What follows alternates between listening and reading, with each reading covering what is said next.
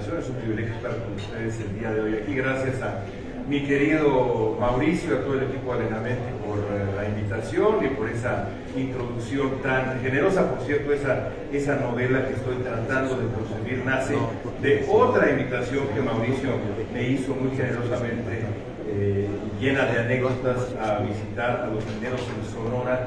Bueno, fue una visita que me dejó con muchísimas reflexiones, muchas de ellas muy emocionantes, y estoy tratando de convertirla de alguna manera en una novela, por cierto, una novela de horror. Pero en fin, si lo logro, ya la tendrán ustedes en sus manos próximamente. Hablando de horror, lamento invitarlos a compartir conmigo 40 minutos con una de mis personas favoritas en el mundo. Ciertamente no lo es por sus virtudes, sino más bien por su presencia en el escenario internacional.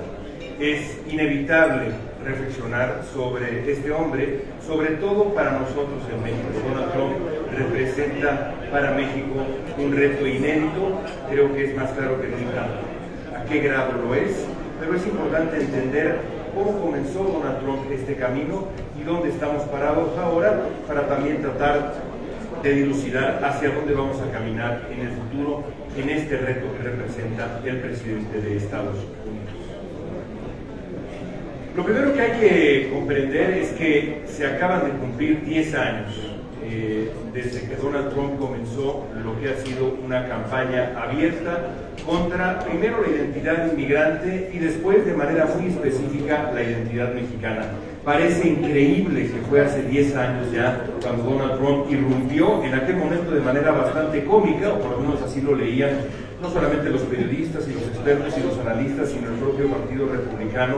Lo veían como un payaso que pretendía ser candidato presidencial al descender por esa escalera muy dramática, histriónica, dorada en la Torre Trump hace ya 10 años, y se paró frente a un podio rodeado de banderas estadounidenses para anunciar sus intenciones de convertirse en el candidato presidencial del Partido Republicano, en un año que estaba lleno de grandes figuras del Partido Republicano, tanto así que en el primer debate formal que hubo entre los republicanos tuvieron que organizar 2 escenarios, esto en la Biblioteca Presidencial Reagan allá en California, en Simi Valley, California, 2 escenarios, el primero con los punteros, 10 candidatos, y el segundo, digamos, el debate B, con los 10 candidatos, 10 aspirantes siguientes en las encuestas.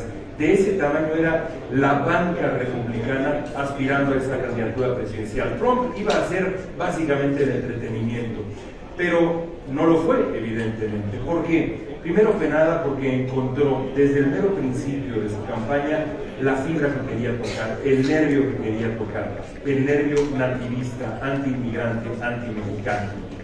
Vale la pena recordar las palabras de Donald Trump en aquel junio del 2015. Insisto, a mí me cuesta trabajo creer que ya han pasado 10 años. Esto es lo que decía Donald Trump de México. Todos recordamos estas palabras que ya están escritas, no en letras de oro, sino en otro tipo de letras, pero ahí están en la historia estadounidense. Desde el principio, Donald Trump nos etiquetó como delincuentes, como violadores, y decía él, algunos, supongo, son buenas personas. Desde entonces, Donald Trump no se ha detenido, al contrario, como voy a explicar en un momento más, ha incrementado, ha agravado la narrativa anti-inmigrante. Hay que comprender, antes de entrar a los años de Donald Trump, cómo era la relación bilateral entre México y Estados Unidos antes de la llegada de Trump a la presidencia. Antes del 2016, la relación bilateral se manejaba en esferas independientes. La esfera comercial se dialogaba entre los dos equipos comerciales y no se le mencionaba para influir en términos muy generales en las otras esferas de la relación bilateral. Es una relación riquísima con muchísimos aspectos que se tocan diariamente, 2 de ellos fundamentales en los últimos años: migraciones y seguridad. Pero no se utilizaba la esfera comercial para influir en las otras esferas. ¿Qué pasó después del 2016? Lo contrario, las esferas de la relación bilateral se vuelven dependientes. Donald Trump entendió muy rápidamente que la esfera comercial, la amenaza comercial, podía utilizarse como una herramienta de extorsión para conseguir resultados en las otras esferas que a él le importaban. En aquel tiempo era más migración que seguridad, ya lo vamos a hablar en un momento dado, Pero esto es lo que ocurrió como dinámica central en la relación bilateral y lo vimos desde el principio mismo de la llegada de Donald Trump al escenario político, primero con Enrique Peña Nieto y sobre todo con el hombre con el que convivió la gran parte de su mandato en México, Andrés Manuel López Obrador, allá Donald Trump. ¿Cómo fue Trump y México, la relación entre Trump y México del 2016 al 2020? La estrategia que siguió Trump se parece mucho a la que ha seguido ahora. Apostó por establecer una dinámica que la gente cercana a Donald Trump estaba esperando ver si funcionaba o no con el gobierno de México. Terminó, desgraciadamente, en muchos sentidos funcionando. La dinámica era esta, y la vemos todavía el día de hoy. Primero que nada, la amenaza, la exigencia de medidas punitivas en materia, sobre todo migratoria, a cambio de que Donald Trump no aplicara medidas punitivas en la esfera comercial. Exigencia de concesiones en migración y seguridad. Y entonces el gobierno de México tuvo la disyuntiva de cómo responder. Incluso hay una escena específica en las memorias de Mike Pompeo, el gran asesor en inteligencia de Donald Trump en su primera presidencia, en donde cuenta cómo se enfrenta con Marcelo Ebrard, en aquel tiempo el canciller mexicano, y le plantea esta disyuntiva. Usted quiere que haya aranceles, entonces no haga usted lo que yo quiero que usted haga en materia de migración. De acuerdo con Mike Pompeo, Marcelo Ebrard toma unos minutos para hablar por teléfono con Andrés Manuel López Obrador y se toma la decisión de que México va a colaborar plenamente con la agenda de Donald Trump. ¿Qué hizo México frente a Trump entonces? Específicamente, ¿cuál fue el patrón de respuesta de Andrés Manuel López Obrador? Bueno, primero que nada, la decisión de conceder de manera inmediata en medidas punitivas en materia migratoria. Esto se dice fácil, pero cuando se piensa en el expresidente de México, supone una traición muy singular y dolorosa, no nada más para los migrantes afectados, sino para la gente que estuvo alrededor del expresidente López Obrador, que trabajó con él una agenda migratoria mucho más concentrada, digamos, en valores humanistas. Andrés Manuel López Obrador simplemente tira por la borda esta lectura del fenómeno migratorio para conceder en medidas punitivas, cambia a su director del Instituto Nacional de Migración, le da las riendas a un hombre mucho más duro que el que él había elegido en un principio. ¿Qué obtiene a cambio López Obrador?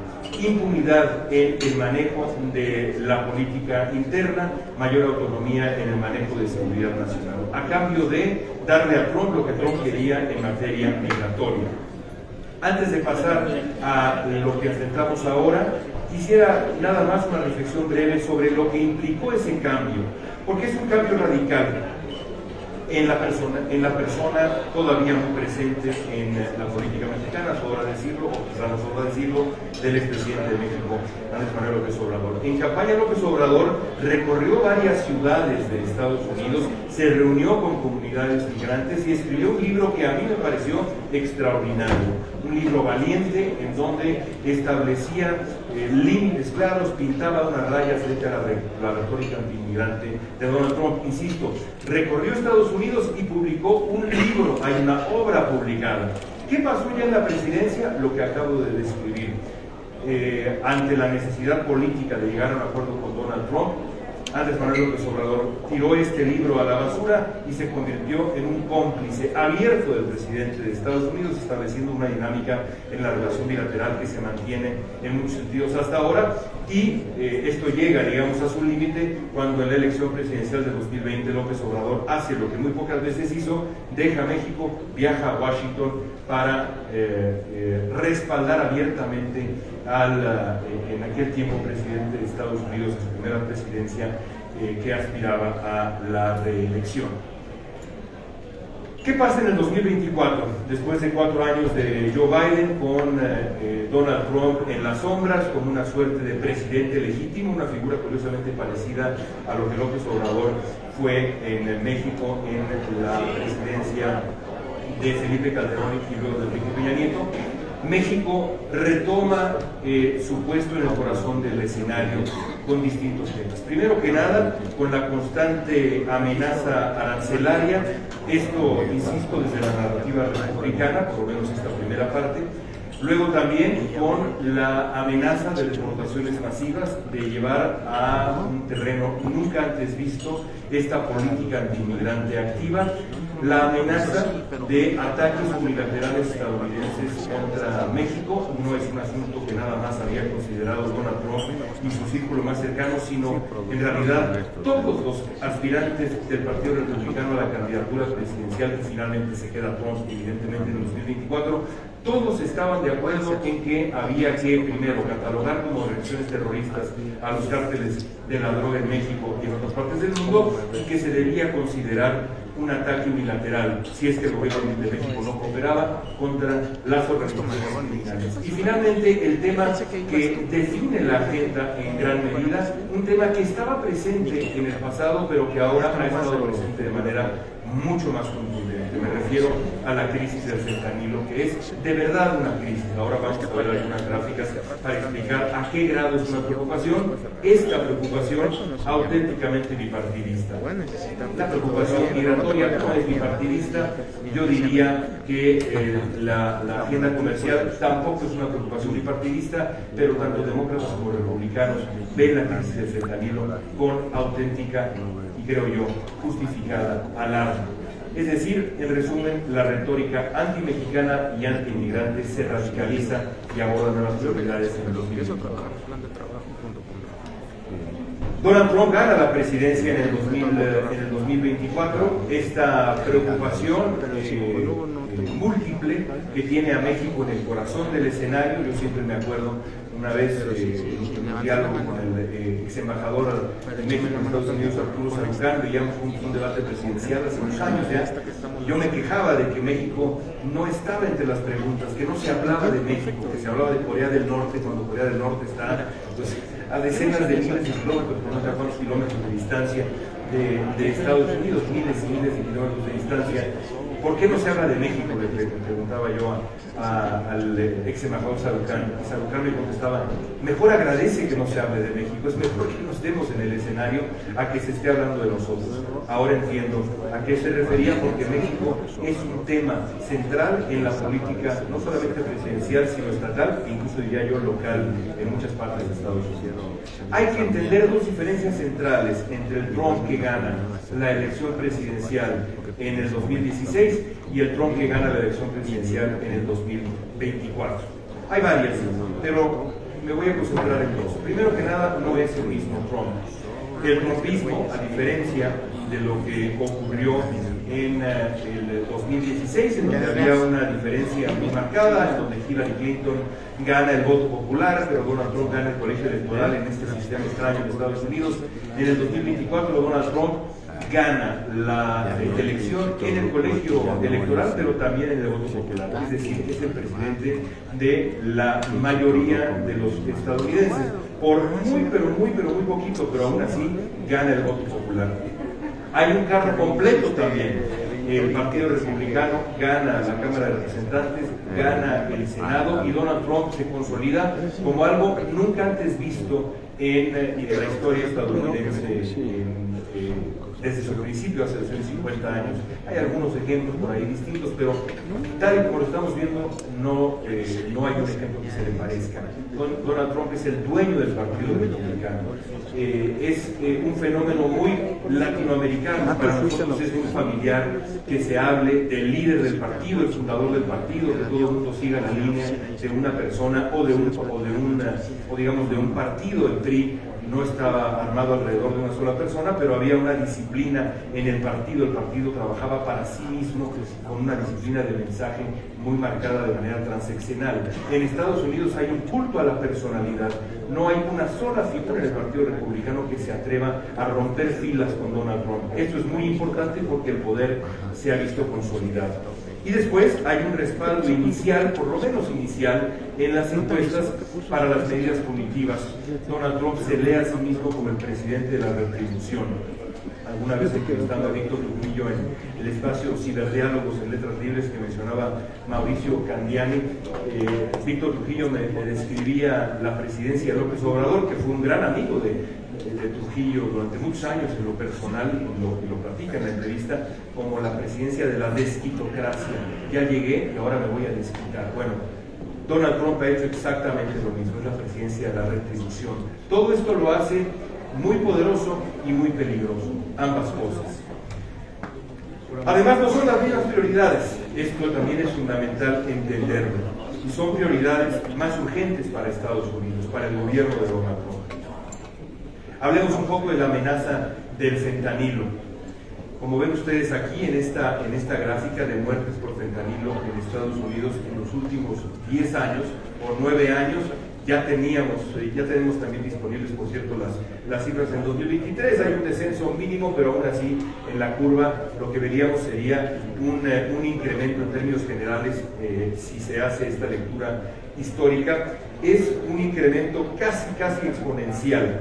Por eso es que para Donald Trump, como para los demócratas también, insisto, es una preocupación bipartidista, el fentanilo se vuelve el tema central. Esto es lo que decía Trump al respecto hace algunos meses. Nuestra frontera sur es un conducto para enormes cantidades de drogas ilegales, incluyendo metanfetamina, heroína, cocaína y fentanilo. La crisis del fentanilo le da a Donald Trump la entrada más clara para exigir concesiones en la relación bilateral. Las prioridades de Trump con México hace algunos años, en el 2016, hace ya casi 10 años, eran muy diferentes a las que son ahora. Migración era el tema central, la obsesión central de Donald Trump. Seguramente se acordarán ustedes del famoso Build the Wall, que era, digamos, el grito de guerra central del trumpismo en aquella primera campaña exitosa.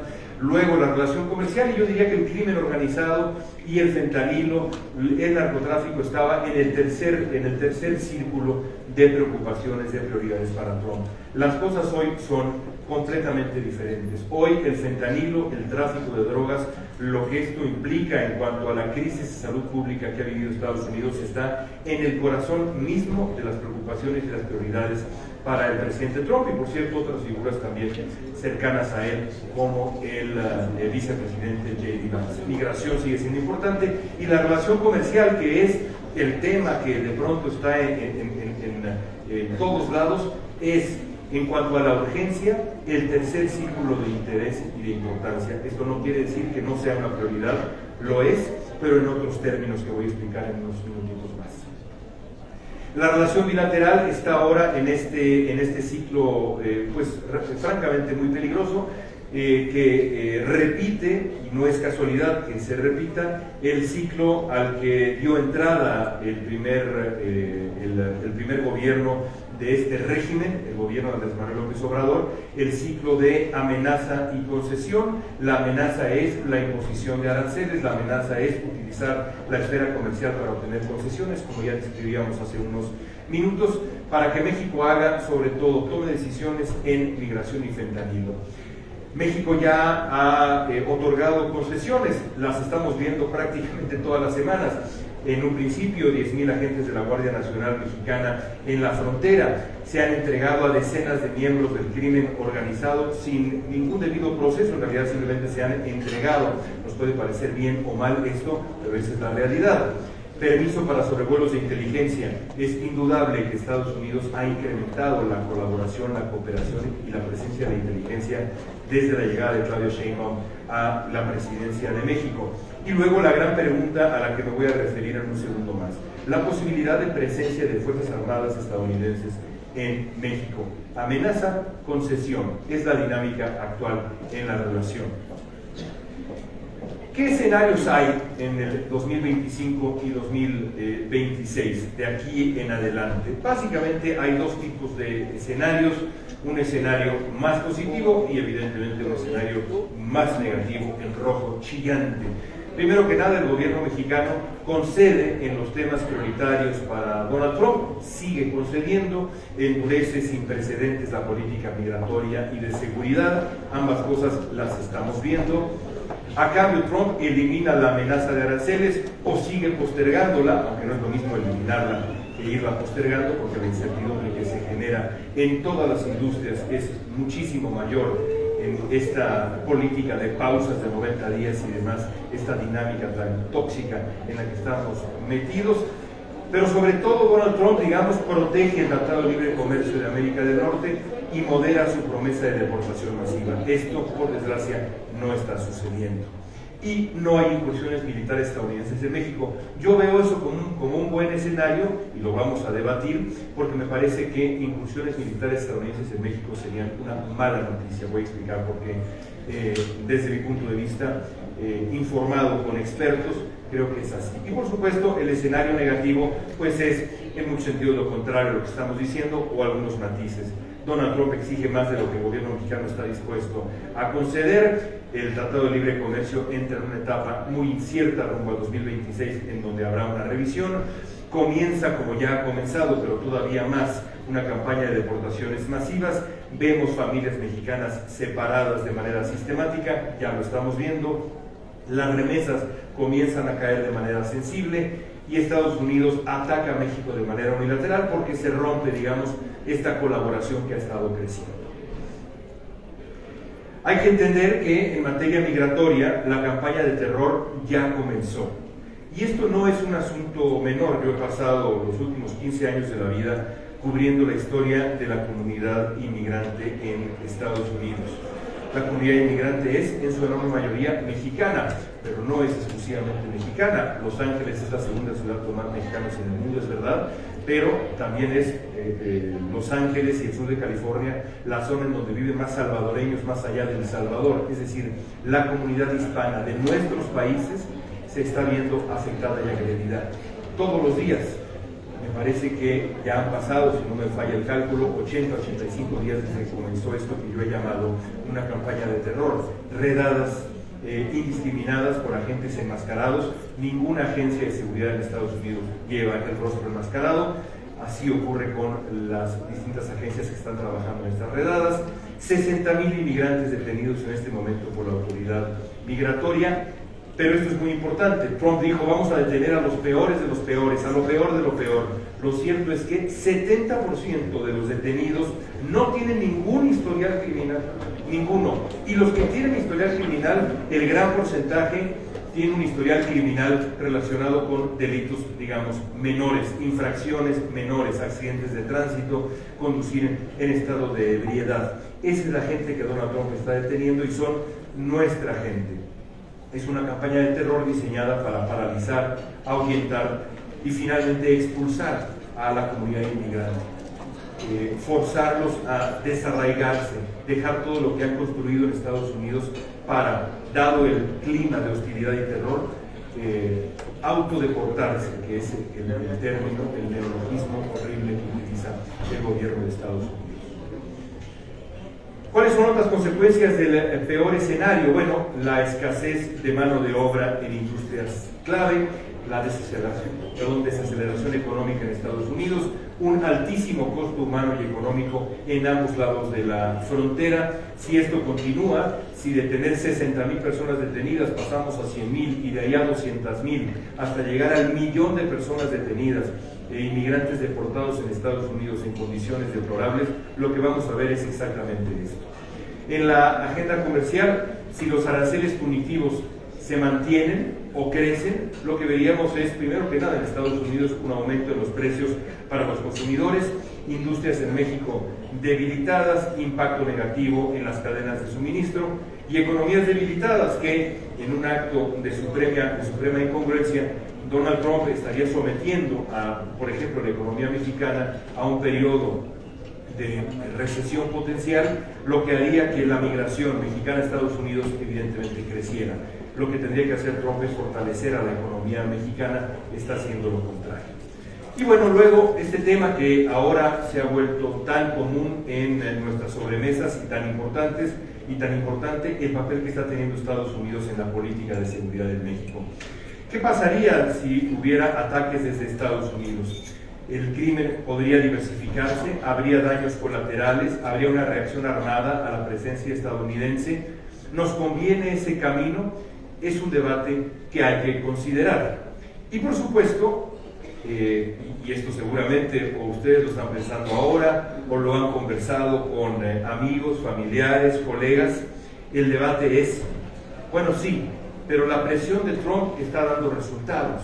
La presión de Trump en materia de seguridad está siendo positiva. Y la pregunta es, si puede ser Trump el catalizador que México necesita en seguridad. Es una pregunta muy difícil. Yo ofrezco dos respuestas. La primera de ellas es, si la presión estadounidense sobre México en materia de seguridad deriva en una cooperación mucho mayor, mucho más firme a la que hemos visto en los últimos años, si esa presión deriva en que esa colaboración genera en el crimen organizado un clima de temor, un clima de parálisis, por supuesto que es positivo. En Colombia, en la época de Pablo Escobar, incluso más adelante, el gran temor de los narcotraficantes colombianos, así lo explicaba el propio Pablo Escobar, era ser extraditado, caer en las manos de la justicia estadounidense. El crear esa idea, esa posibilidad, como está ocurriendo ahora, de que dada la presión estadounidense, un narcotraficante puede ser expulsado, porque ni siquiera es extraditado, evidentemente, es expulsado de México hacia Estados Unidos para enfrentar la justicia allá, indudablemente que esa sensación, ese clima de tensión en el crimen organizado es algo positivo. Pero si esa presión da paso a la impaciencia y se convierte en un ataque estadounidense en México, presencia de fuerzas estadounidenses en México, ya sea con ataques con aviones no tripulados, los famosos drones y demás, lo que podría ocurrir se relaciona mucho a lo que hablaba yo en esta diapositiva anterior. Lo que me dicen a mí los expertos en este tema es que si Estados Unidos ataca a México, si Estados Unidos pierde la paciencia y decide apretar las riendas y utilizar el elemento que sea para atacar México, lo que ocurriría sería una fractura quizá definitiva en esta cooperación y esta colaboración que está creciendo y está mejorando. Si hubiera daños colaterales, eso inmediatamente generaría en la sociedad mexicana una reacción negativa, habría la posibilidad de una reacción armada a la presencia estadounidense, incluso no contra los estadounidenses, pero sí dentro de México. Difícilmente se haría mella al poder real objetivo del crimen organizado. La cantidad de personas que trabajan para el crimen organizado se cuenta en los cientos de miles en México. Así que para tener un efecto real con un ataque armado, militar, casi de cualquier naturaleza en la estructura del crimen organizado, se necesita hacer una operación de otro calibre. Eso no va a ocurrir entre Estados Unidos y México. Por eso es que, con los expertos con los que yo he conversado en los espacios a los que tengo acceso, cuando les planteo esta pregunta, la respuesta invariablemente es: no nos conviene que la relación entre México y Estados Unidos derive hacia ese extremo. Que haya colaboración, que haya presión, fantástico. Que haya la tentación de atacar México, es una mala noticia. Ahora, termino con esto. ¿Cuál es la peor consecuencia del peor escenario? No tiene que ver con la agenda de seguridad. Tiene que ver con la agenda comercial, porque para México el Tratado de Libre Comercio de América del Norte ha sido enormemente positivo. Por supuesto, ha tenido deudas con parte de la población, no ha sido universalmente positivo, pero creo que podemos decir que para México el Tratado de Libre Comercio de América del Norte ha sido muy, pero muy importante. A pesar de que él negoció esta segunda versión del Tratado de Libre Comercio de América del Norte, Trump ha declarado varias veces su insatisfacción con el tratado. Esto lo dijo apenas en mayo, cuando le preguntaron la última vez específicamente sobre el Tratado de Libre Comercio de América del Norte. Ha sido muy efectivo, decía Trump, sigue siendo muy efectivo, pero la gente tiene que respetarlo, se refiere a México y a Canadá, pero a México, y eso ha sido un problema, la gente no lo ha respetado, y hablaba Trump de un acuerdo posterior y invitaba a leer el Tratado de Libre Comercio de América del Norte en su versión 2.0, la actual nada más como un acuerdo de transición. Y aquí tenemos que reparar, tenemos que detenernos brevemente en la irresponsabilidad mexicana, porque la realidad es que el gobierno de México ha actuado de manera irresponsable. Si la prioridad central de México, entre otras, la prioridad central de México es mantener vivo el Tratado de Libre Comercio de América del Norte en su forma actual o algo parecido. ¿Cómo actuó de manera irresponsable? Primero que nada con la reforma judicial, que contraviene al Tratado de Libre Comercio de América del Norte de manera muy clara. La extinción de los organismos autónomos en México es otra afrenta al Tratado de Libre Comercio de América del Norte. Estados Unidos podría decretar que México está en falta. Canadá podría no tener incentivos para negociar un buen tratado trilateral. Los incentivos y las dinámicas ya no son panregionales, ya no es esta lectura regional de América del Norte. Donald Trump prefiere, y así lo ha explicado abiertamente, con la Unión Europea siendo, digamos, una excepción, pero aún así Trump está lidiando con los actores individuales, prefiere lidiar con cada uno de los países de manera individual. Si los incentivos se están alejando de un acuerdo panregional en América del Norte, el gobierno mexicano tendría que ser sumamente cuidadoso sobre la manera como se conduce rumbo a ese 2026 que será fundamental para el futuro de nuestro país. Quisiera compartir nada más una diapositiva que por alguna razón me salté, pero creo que es muy importante. Aquí está, no sé por qué apreté dos veces acá. Muy importante entender cuál es el equipo que Donald Trump ha armado en la definición de la relación bilateral. Estos son los 5 hombres, podríamos sumar algunos más, que se encargan básicamente de las 3 esferas de las que hemos hablado. Tom Homan, que es, digamos, el zar fronterizo; Ronald Johnson, el flamante embajador estadounidense en México; Stephen Miller, quien ha creado toda esta política violentísima contra los inmigrantes; y los señores Greer y Navarro, que son 2 radicales entre los radicales de la agenda comercial. Este es el equipo que Donald Trump armó para la relación bilateral. Me cuesta trabajo, después de 15 años en Estados Unidos, pensar en fichas más radicales en función de la relación con México. Este es el equipo con el que tiene que lidiar México. Yo diría, es el equipo contra el que tiene que luchar México. Quería yo compartírselos porque me parece que es un elemento central de los retos que enfrenta el gobierno mexicano en los próximos tiempos. Evidentemente nos quedan, ahí dice 6 minutos 38, 6 minutos 38 segundos, pero me encantaría que si hay algunas preguntas pudiéramos compartir algunos minutitos, aunque sea en rojo ese relojito frente a mí. Adelante. Hola, buenas tardes. A mí me gustaría saber cómo esta situación que hemos estado escuchando afecta de manera directa a la industria de bienes en México y Latinoamérica. Pues mira, yo sin ser, siempre que me preguntan eso, hablaba yo con Mauricio sobre este tema justamente. Yo te devolvería la pregunta, primero que nada, porque ustedes saben la dinámica de la industria mucho mejor que yo.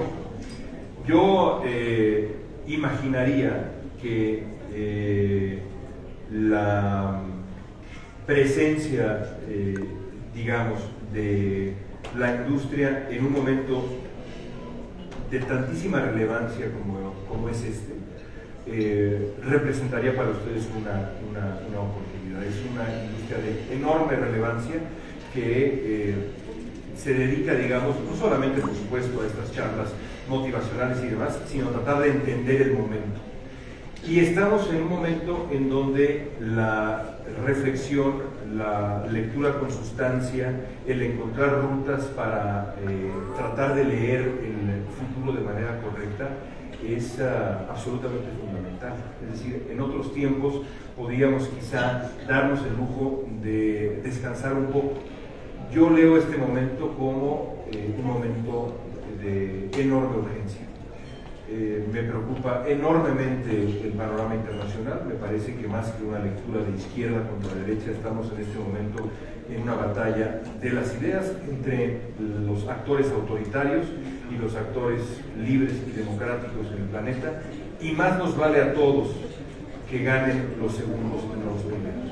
Dado ese contexto, yo imagino que la necesidad de reunirse, de encontrar entre todos respuestas a estos retos que comparte la industria de la minería y la industria de los eventos y la industria farmacéutica, es más relevante que nunca. más bien te preguntaría yo a ti, y me gustaría mucho que me dijeras cómo sientes que este momento de tensión en la relación bilateral podría afectar a la industria de ustedes. Pues sin duda yo creo que la unión de todos los que estamos aquí va a ser la diferencia de cómo nos puede afectar el trabajo que se haga de manera política. Yo sumaría una cosa que a veces menciono en una conferencia distinta que de vez en cuando presento. Yo siempre cuento la historia de cuando fui a cubrir Acapulco, el huracán Otis. Me encontré con muchas personas extraordinarias, pero digamos, no sé si la persona más extraordinaria, porque para eso tendría yo que irme a una comunidad que había sufrido enormemente, llamada Los Coyotes, en donde lo que vi me cambió la vida. Pero en el centro de Acapulco encontré a un hombre que no había dormido durante 4 días o 5 días y estaba sentado en una silla frente a un negocio y había establecido barricadas a ambos lados de la calle y estaba temblando. Yo le dije, ¿y usted quién es? Porque la verdad es que parecía a primera vista una suerte de indigente este hombre. Y me dijo, yo soy el dueño de ese negocio. Y es el negocio que fundó mi abuelo y que luego cuidó mi padre. Yo estoy aquí para cuidar el patrimonio de mi familia. Soy empresario. A mí me sigue conmoviendo acordarme de ese momento, porque lo que me dio a entender este hombre, con su presencia, con su dedicación, sentado y sin querer cerrar los ojos frente a lo único que tenía él y su familia, es la gran lección es: los empresarios son el futuro de este país. Es decir, hombres y mujeres como esta persona que yo conocí son los que tienen la llave del progreso y el desarrollo de este país, mucho más que el gobierno en turno, con los enormes retos que enfrenta. Si los empresarios, y lo digo siendo nieto de empresario, bisnieto de un sastre, hijo de un empresario cultural, si los empresarios no asumen que ese es el papel que les toca jugar, y creo que lo han asumido con enorme valentía, el país no seguirá adelante. Pero si lo hacen, el país tendrá muchísimo futuro. Así que me parece que, como dices tú, con la unión que hay en esta industria y en tantas otras, no solamente la industria, sino el país seguirá creciendo. Gracias. Bueno, yo solamente para felicitarte, excelente presentación, acá estoy. Una pregunta, pero antes quería comentar algo rápidamente. Soy Fernando Pujante de la revista Convenciones Latinoamérica, y nosotros hicimos 2 encuestas internacionales sobre meetings en eventos de Trump, en tiempos de Trump, y lo que, sin irme demasiado a lo que resultó para constar a la pregunta, es que el 50% de los meetings y de la industria en general pensaban que no era bueno para nada, ni veían un futuro promisorio en nuestra industria, ahora que estamos viviendo estos tiempos de Trump, sobre todo con temas de cambio de destino, bajo presupuesto, y esta era básicamente de las pocas preguntas que hicimos. Yo lo que te quería preguntar es, el tema de Trump como persona se ve que es impredecible con su personalidad así, y lo que puede decir hoy, mañana, aunque tenga todos estos equipos que tú mencionaste ahorita, puede cambiar porque le dijeron que se veía muy guapo esa mañana. ¿Qué piensas de esto? No, pues pienso que tienes toda la razón, y que es impredecible y muy difícil de leer, y es capaz de hacer barbaridades. Hoy mismo en una entrevista en Fox News lo entrevistaron ahí 3 personas y había una periodista, y Trump, hablando frente al país, decidió pues revelar que esta periodista está saliendo con otro periodista de Fox News, y bueno, y dijo, bueno, pues a lo mejor esta es la nota más importante que estoy dando. En fin, es un hombre completamente impredecible, y creo que es parte de lo que lo hace complicadísimo como actor internacional. Sin embargo, creo que hay ciertas cosas que están relativamente claras, y como en una escena después de los créditos en las películas, que ahora mis hijos me obligan a quedarme hasta que terminen los créditos porque siempre hay una escena final, yo también tengo una escena después de los créditos, porque lo que yo creo es que Trump lo que realmente quiere, no solamente él, sino su equipo, y esto hay que tomarlo muy en cuenta porque también ilumina lo que está pasando con Europa, lo que está pasando con Rusia. Si está llevando todo esto por el camino más sensato para conseguir lo que voy a explicar ahora, es otro debate. Pero sí hay, digamos, dentro de esa locura, cierto método o cierta meta. Creo que para Trump, para el Partido Republicano y para ciertas personas cercanas a él, la tirada es, y traté de plantearlo, digamos, en términos muy trumpianos, le pedí a la inteligencia artificial explícitamente que me dibujara algo que le gustaría a Donald Trump para pues, ilustrar esa dinámica que creo que es lo que tiene en la cabeza él y su equipo. Lo que quiere Trump es esto, la confrontación con China. Es decir, detrás de muchas de las cosas que hace Trump hay esta intención de alejar a China del mundo, aislar a China del mundo. Por ejemplo, está intentando jalar a Rusia de la esfera china y acercarla increíblemente a la esfera occidental. No tiene ningún sentido, es absolutamente irracional. Vladimir Putin es un actor. Si Trump es impredecible, Vladimir Putin es el demonio. Vladimir Putin es el actor más tóxico, más nocivo, más disruptivo, más terrible de los últimos 30 años, sin duda alguna. Entonces, creo que hay algo, digamos, ahí. Y creo que lo que está haciendo Trump tiene también que ver con esto. La batalla con México también tiene que ver con esto. A los republicanos les irrita enormemente la presencia de China en México. La manera como los chinos están usando México como un salvoconducto tramposo para ingresar al mercado estadounidense es una prioridad real. De ahí a que Trump esté haciéndolo de manera correcta, pues me parece que, por ejemplo, la política arancelaria es un error enorme y quizá rápidamente está el ejemplo del aluminio, ¿no?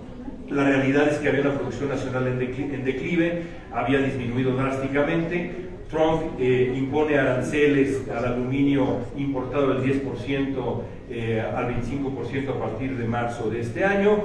Los productores locales, por supuesto, se vieron beneficiados, reportaron mayores ingresos, mayores márgenes, pero el resto de las industrias no tanto.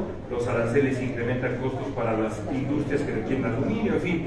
Esta es la historia que creo yo resume en esta diapositiva post-credits de la charla, resume por qué la estrategia arancelaria de Donald Trump es equivocada para debilitar a China, desde mi punto de vista, y también es equivocada desde el punto de vista político para Donald Trump, porque los consumidores estadounidenses van a empezar a resentir el costo de los aranceles, el precio de los aranceles, y si todo se mantiene como vamos y hay democracia en Estados Unidos, hay gente que duda que vaya a haber democracia en Estados Unidos, en el 2026 lo más probable es que el Partido Republicano pierda por lo menos la Cámara de Representantes. Ese es el siguiente horizonte.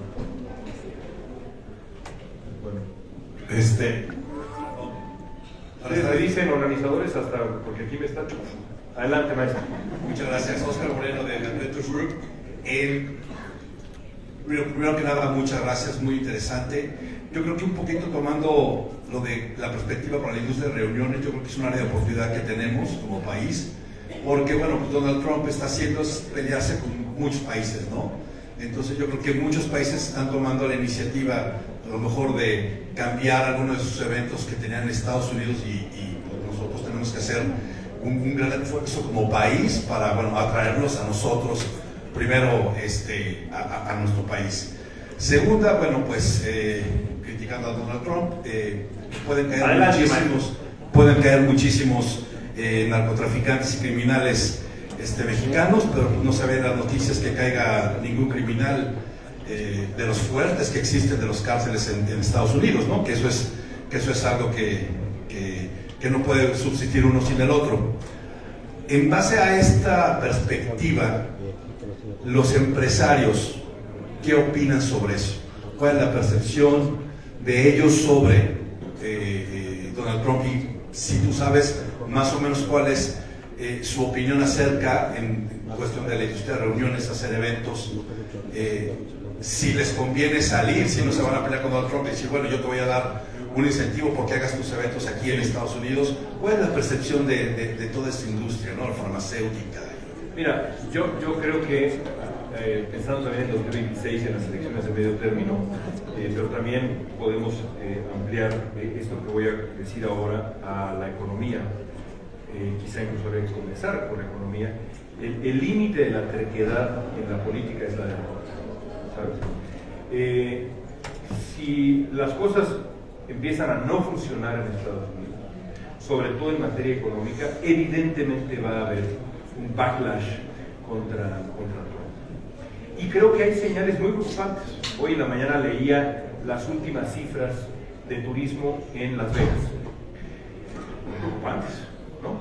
Y creo que este tipo de consecuencias empezarán a obligar a una figura transaccional como Trump a cambiar o a ajustar el rumbo. Porque hay que entender también que este hombre, si hacemos esa lectura psicológica, es muchas cosas, pero sobre todo es una figura transaccional, ¿no? Se quejaba hoy mismo de que Obama había ayudado, o digamos, había, digamos, hecho muy poco para evitar que Rusia se quedara con Crimea. Y decía Trump, que pues, es un desarrollador de bienes raíces, ¿cómo es posible que haya permitido que se quedara con esa propiedad frente al mar, con lo que vale la propiedad frente al mar, ¿no? Es decir, él lee el conflicto entre Rusia y Ucrania en términos de bienes raíces. Es el tipo de persona de la que estamos hablando. Si es una figura transaccional y estos focos rojos, como lo que vemos en Las Vegas, se extienden y comienzan a sufrir ciertas industrias, por ejemplo, la industria de la agricultura con la persecución de inmigrantes, la industria de la carne, de la leche, de los servicios, de la construcción, entonces veremos a Trump cambiar de rumbo. Y si no cambia de rumbo, los electores en Estados Unidos, si todavía hay democracia, van a cambiar de rumbo por él. Ya lo vemos en las encuestas. En una elección normal, hoy los demócratas se quedarían con el control de la Cámara de Representantes en el 2026. Lo que pasa es que los republicanos están cambiando las reglas. Están redibujando el mapa de distritos en Texas para asegurarse 5 escaños más en la Cámara de Representantes. Están haciendo trampa. Es parte, esto no alcanza aquí, porque ya hablaríamos de política estadounidense, pero parte del gran reto que enfrenta Estados Unidos es si la política estadounidense, la democracia estadounidense va a sobrevivir esta gran prueba de estrés a la que está siendo sometida. Hay gente allá que piensa que no, que piensa que Estados Unidos va a dejar de ser una democracia. Yo no lo creo. Yo creo que estamos en un terreno todavía muy alejado de eso y que hay muchas señales de fortaleza institucional. Todo es posible. Si hay democracia, creo que habrá consecuencias y el de Donald Trump será un capítulo, no definitivo. No habrá realmente una transformación con T mayúscula como parece ser que ha habido en México, para mal, para bien, algunas cosas imagino yo, pero para mal sobre todo. En Estados Unidos creo que esa transformación no va a concretarse. Soy un optimista. A ti. Mi querido León, muchísimas gracias por este gran momento. Y no queremos que te vayas hasta darte un pequeño presente. Hombre, muchas gracias. Por parte de este gran congreso. Muchas gracias. MPI México, primera edición Latinoamérica. Caramba, y esto es bueno. también por parte de Guanajuato. ¿Cómo no llevarlo? Oye, un aplauso también a reconocimiento, Guanajuato. una conferencia que es útil y que uno puede llevarse de vuelta a casa. Muchas gracias. Porque luego le dan a uno unas esculturas de 10 kilos. Muchas gracias, lo que hago con esto. Muchas gracias.